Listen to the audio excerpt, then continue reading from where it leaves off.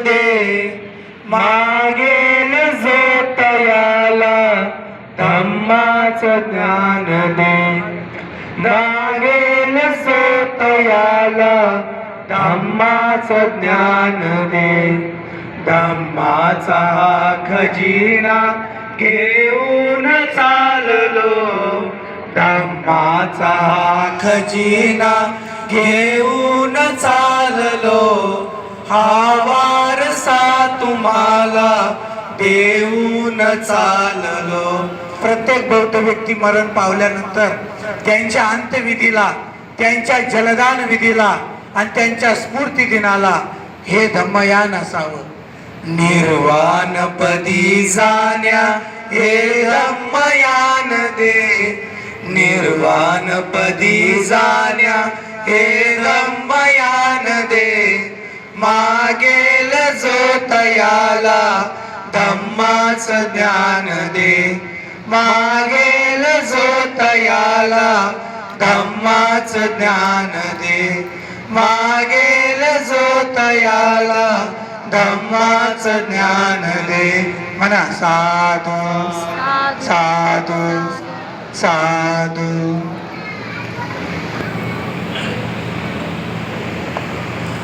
उपासकांनो, ज्यावेळेस घरात दुःख येतं त्यावेळेस लोक मंदिरात जातात, कोणी चर्चमध्ये जातं, कोणी मस्जिदमध्ये जातं, तर कोणी बुद्ध विहारामध्ये जातं.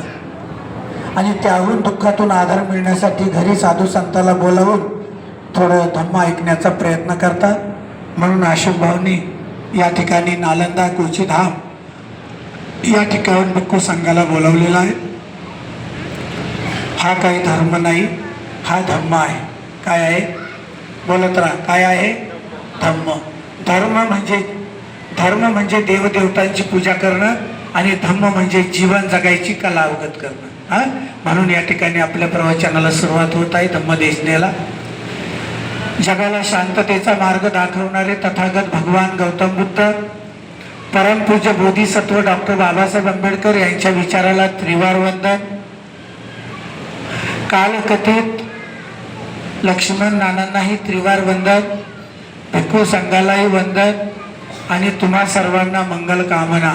म्हणा वंदामी बनते, मोठ्याने म्हणा वंदामी बनते. उपासकांनो, ज्याला जन्म आहे त्याला मृत्यू निश्चित आहे. मृत्यूपासून कुणाची सुटका नाही. मृत्यू हे अंतिम सत्य आहे.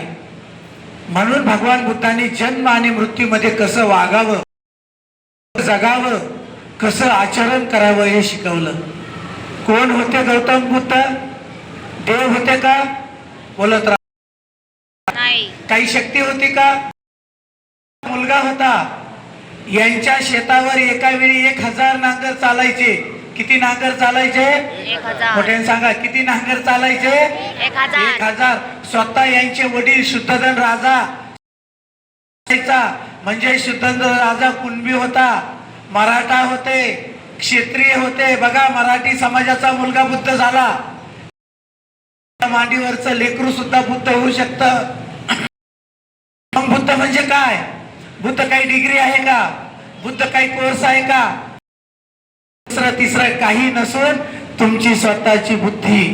ज्याला डोकं आहे, जो जीवाची सेवा करतो त्याला बुद्ध म्हणतात. एखादा मराठी, एखादा मुस्लिम समाजाचा व्यक्ती, एखादा ख्रिश्चन समाज नसत, खोटं बोलत नसत, परश्री असल, तो मराठी, तो मुस्लिम, तो ख्रिश्चन सुद्धा बुद्धच असतो. फक्त त्याचा धर्म वेगळा असतो. म्हणून उपासकांनो, बुद्ध होणं म्हणजे शुद्ध होणं, म्हणजे चांगलं आचरण करणं. भगवान बुद्धाने लय मोठा डोंगर दिला का डोक्यावर? 5 शील दिले. किती शील दिले?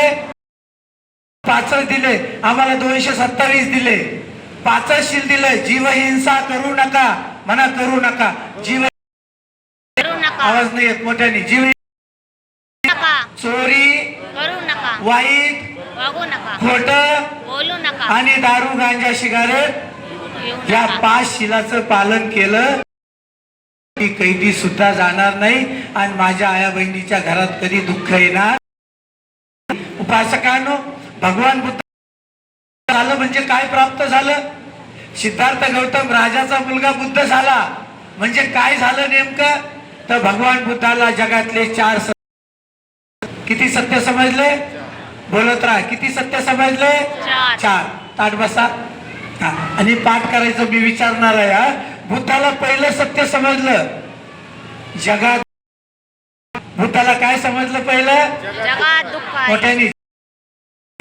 बुद्धाला दुसरं सत्य समजलं दुःखाला कारण आहे. बुद्धाला दुःखाचे अनेक प्रकार आहे. आणि बुद्धाला चौथं सत्य समजलं प्रत्येक दुःखाला उपाय सुद्धा आहे. ध्यानात ठेवा. पहिलं सत्य जगात दुःख आहे. दुसरं दुःखाला कारण आहे.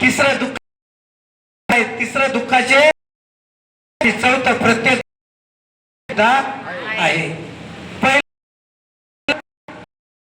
पहिलं जगात दुःख आहे. म्हातारा